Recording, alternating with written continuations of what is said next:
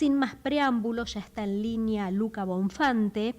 A él lo conocimos por ser secretario general, que sigue siendo, del Centro de Estudiantes de Filosofía y Letras de la UBA y es candidato a legislador por el Frente de Izquierda Unidad. Así que buenas tardes, Luca, bienvenido, ¿cómo estás? Hola, buenas a todos, ¿cómo andan? Primero, bueno, felicitaciones por la candidatura. Y te propongo, a ver, si tuviera que hacerlo desde un punto de vista metodológico, por ahí una entrevista más en profundidad. Y primero que nos cuentes algo acerca de tu persona y ya luego ir de lleno a lo que planteas como candidato. Sos uno de los más jóvenes, por lo que he podido ver, de las personas que se postulan. Y mi pregunta es cómo surgen tus inquietudes políticas, primero obviamente militando en un centro de estudiantes y ahora dando este paso. Bueno, es una buena pregunta porque yo estoy involucrado en política, podríamos decir, desde muy joven. Empecé a militar a los 15 años en mi colegio, el Normal 1, ubicado ahí en Avenida Córdoba, entre Riobamba y Ayacucho. También por problemas que surgieron en el mismo colegio respecto a las condiciones en las cuales cursábamos, desde la calidad de las viandas, también movilizado por otras injusticias.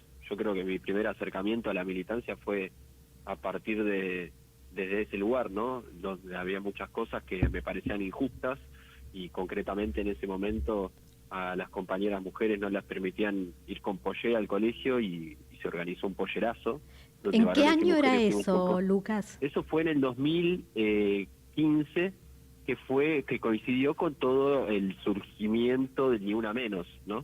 Que después Claro. devino en lo que fue la Marea Verde en el año 2018, pero en este momento se estaba como cocinando todo eso en los colegios secundarios y una de las expresiones que tuvo lugar fue esto, ¿no? El pollerazo, que salió en varios medios y todo. Me Y ahí acuerdo. logramos cambiar el código de vestimenta, así que en ese sentido fue un triunfo.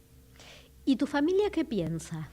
¿Cómo está compuesta tu familia y qué piensan de esta decisión? Porque, a ver, uno a veces entrevista a candidatos y se da cuenta que vienen mamando desde la cuna la participación política. El otro día yo hablaba con Fabián Grillo, ¿no? Entonces me contaba que su hijo es militante desde la cuna y a veces nos encontramos con personas que por una cuestión generacional, más en un país atravesado por una dictadura militar, eso no sucedió y no hay conocimiento por allí de generaciones anteriores. ¿Cómo es en tu caso, Luca? Bueno, en mi caso la historia del país y la historia de mi familia son una sola, ¿no? Mi abuela tuvo militancia en los años 70, ella se tuvo que exiliar incluso del país. Mi madre tuvo su militancia también universitaria en la Juventud Universitaria Peronista en los 80. Mi padre, por otro lado, es de izquierda. Mi padre milita conmigo y con él desde muy pequeños, recuerdo 2002, 2003, yo tenía 4 o 5 años, íbamos a acompañar a las obreras textiles de Bruckmann, una fábrica que después del 2001 pasó a estar bajo control de sus trabajadoras. Así que efectivamente hay un bagaje familiar, ¿no? Si se quiere, por detrás. Bien. ¿Y cómo te tomó por sorpresa que Miriam Bregman, porque bueno, es el espacio que ella lidera en un punto, ¿no?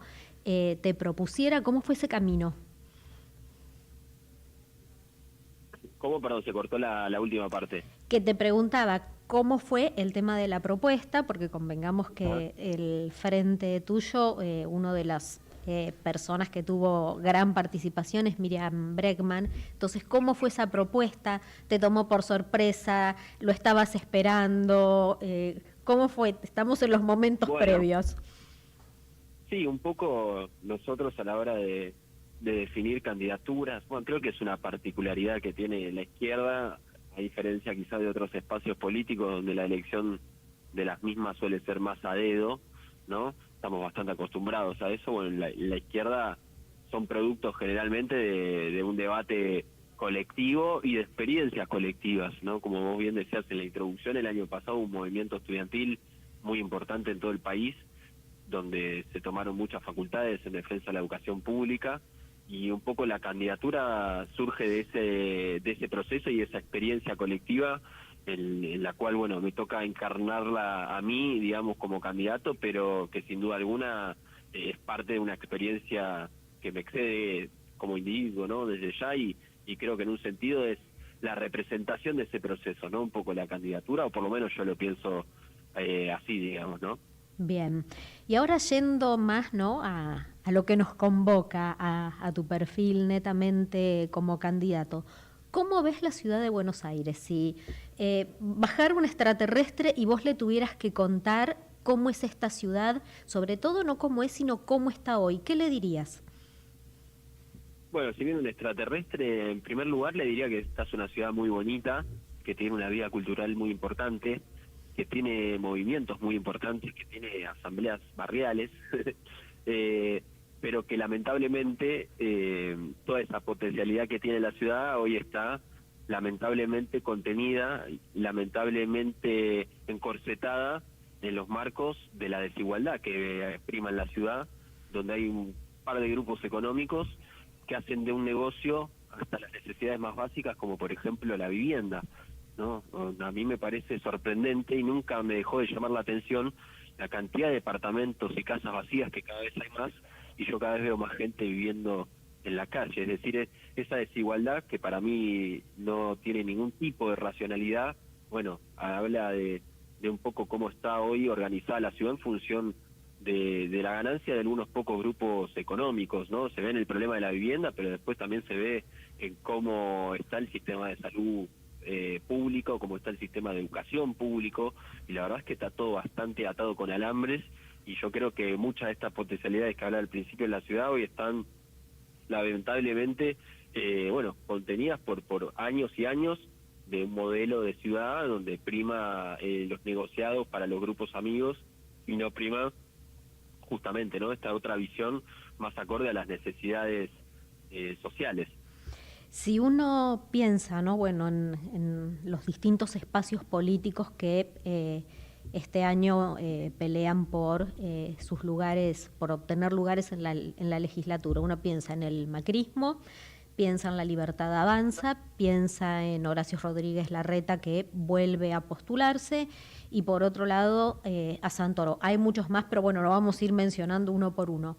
¿En qué te diferencias vos de cada uno, respecto de cada uno de ellos? Nos damos cuenta, por lo que recién respondés, cuál puede ser tu diferencia con el macrismo. Pero, por ejemplo, ¿estás en las antípodas también con Santoro?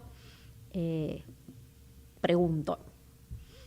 Bueno, un poco creo que lo que nos diferencia como espacio respecto a eso es que el espacio político al que forma parte Santoro es la oposición mayoritaria en la ciudad, y lamentablemente no ha sido una oposición consecuente contra este modelo del PRO que viene gobernando la ciudad hace ya casi 20 años. Yo ayer estaba viendo algunas leyes que se habían votado respecto a concesión de hectáreas a sectores privados en la ciudad, y en el año 2015, por ejemplo, se votó cederle al Golf Club, allá en Lugano, 35 hectáreas al mismo tiempo que estaban desalojando la Villa Papa Francisco, a literalmente metros del Golf Club.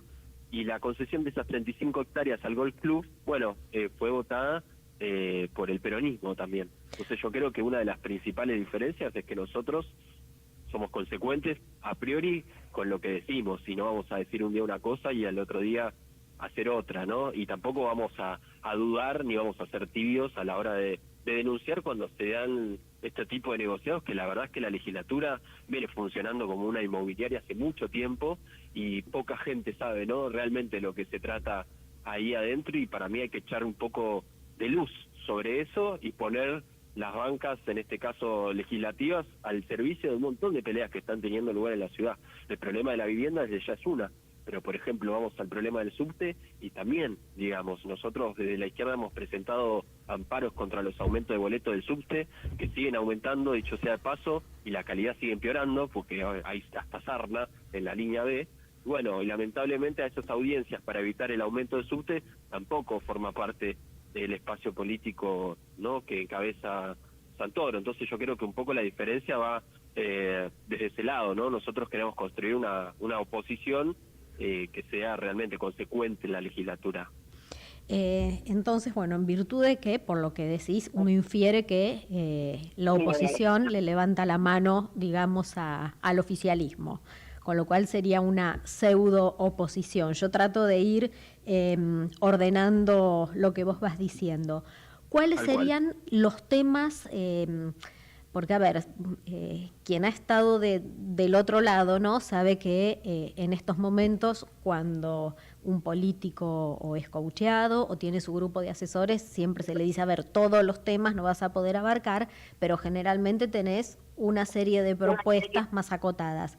¿Cuáles podrían ser tus propuestas con miras al 18 de mayo, Luca? Hablale a la gente.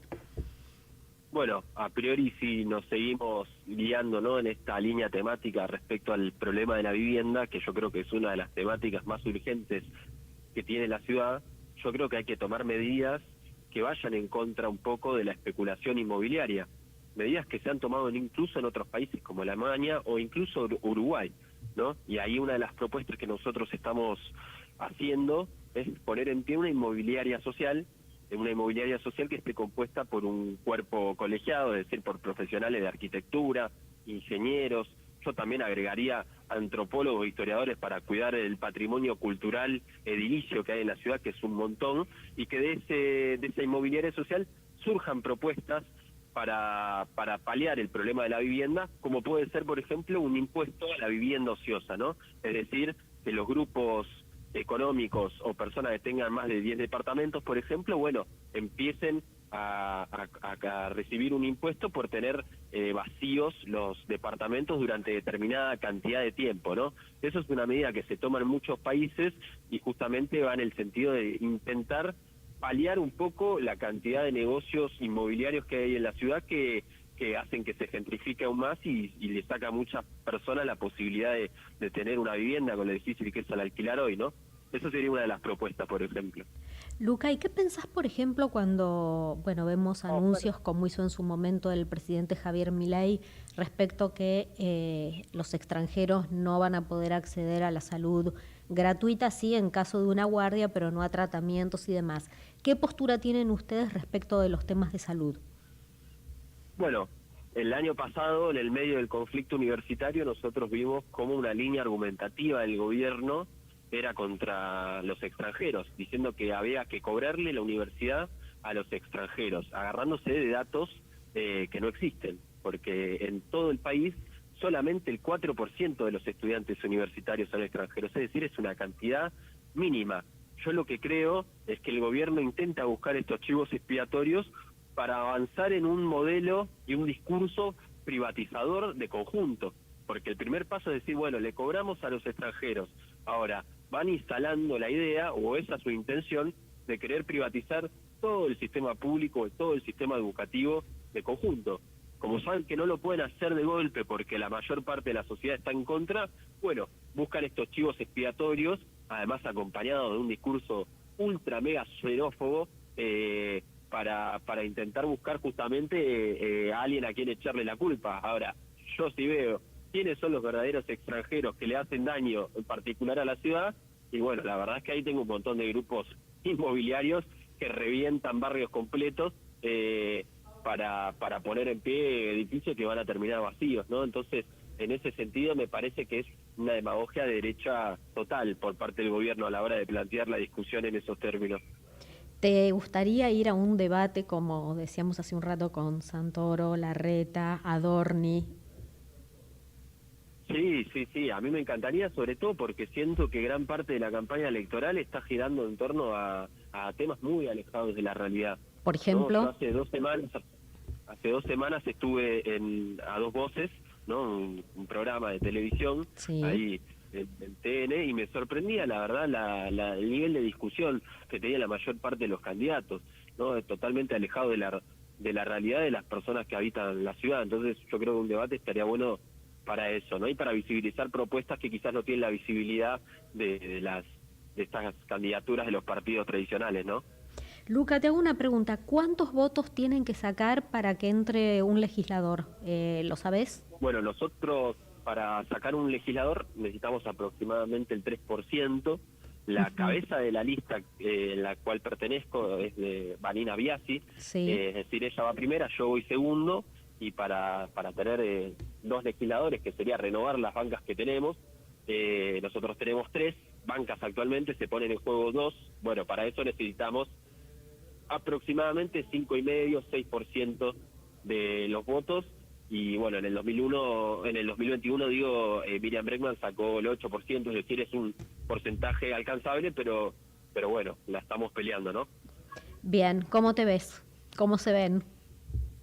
Bueno, yo veo que hay mucha buena onda, veo que hay también un sector de votantes quizás más afines a las ideas del peronismo, que están cansados de esta oposición más de cartón y que ahora le van a dar una oportunidad a la izquierda porque se sienten más reflejados quizás con los valores que nosotros representamos. Por más que no compartan el 100% de nuestras ideas, saben que no nos vamos a vender, que vamos a denunciar las cosas que haya que denunciar, y que vamos a usar nuestras bancas al servicio de todas las peleas que hay en curso. Entonces, yo en ese sentido soy optimista, pero bueno, al mismo tiempo también tengo muy en cuenta las dificultades que tiene esta campaña electoral, porque no hay espacio publicitario, en radio, en televisión. Nosotros además no tenemos un peso partido al medio, digamos, para hacer la campaña que hacen los otros partidos. Entonces, bueno, esas dificultades desde ya que influyen, ¿no? Sí, a ver, eso tiene que ver con lo que decimos en comunicación política, con la parte de aire, pero hay algo en las campañas, como es la tierra, como es el encuentro, el cuerpo a cuerpo, el famoso timbreo en su momento de Macri y demás, que eso todavía no pudo ser reemplazado por ningún medio, por ninguna red social, así que en eso por ahí pueden sacar provecho.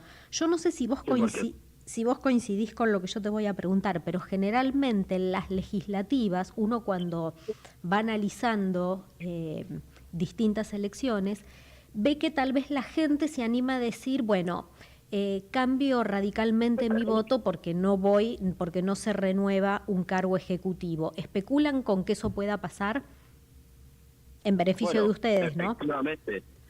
Efectivamente, las elecciones estas son legislativas y eso me parece importante remarcarlo, porque creo que hay algunos candidatos que quieren llevar la discusión a como si fuesen elecciones a jefe de gobierno, y no lo son. Se eligen 30 bancas, como muy bien decías al comienzo de la entrevista, y efectivamente eso influye a la hora de votar en un montón de personas que saben, ¿no?, que se pone en juego qué sucede en la legislatura, y ahí sí pueden apostar a una alternativa, digamos, más, no tan pensando en el mal menor, o en sacar a tal o a cual, que el voto en la Argentina, y me apostaría a decir que gran parte del mundo en los últimos años viene siendo guiado quizás más por esa lógica. Entonces la legislativa opera desde ya otra forma, ¿no?, de pensar el voto.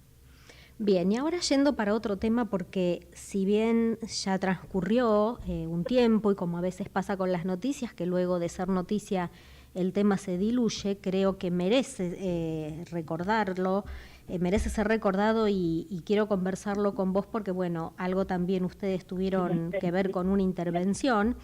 Pero bueno, días pasados el monumento Osvaldo Bayer, que era un homenaje al escritor y periodista que estaba ubicado en la entrada de Río Gallegos, fue destruido por los trabajadores de la Dirección Nacional de Vialidad. Y yo recuerdo que a los pocos días recibí una gacetilla con una intervención que hacían ustedes en la facultad. ¿Qué fue lo que hicieron y bueno, y cómo estuvo?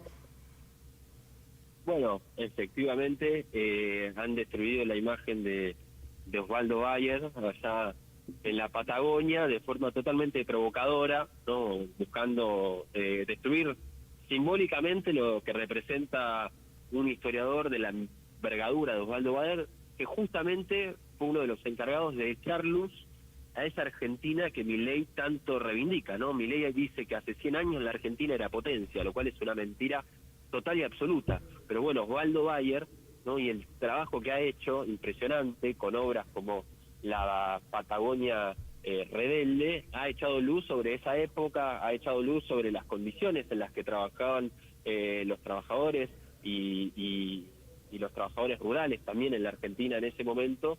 Y un poco lo que hicimos en la Facultad de Filosofía y Letras fue un acto de desagravio hacia su figura.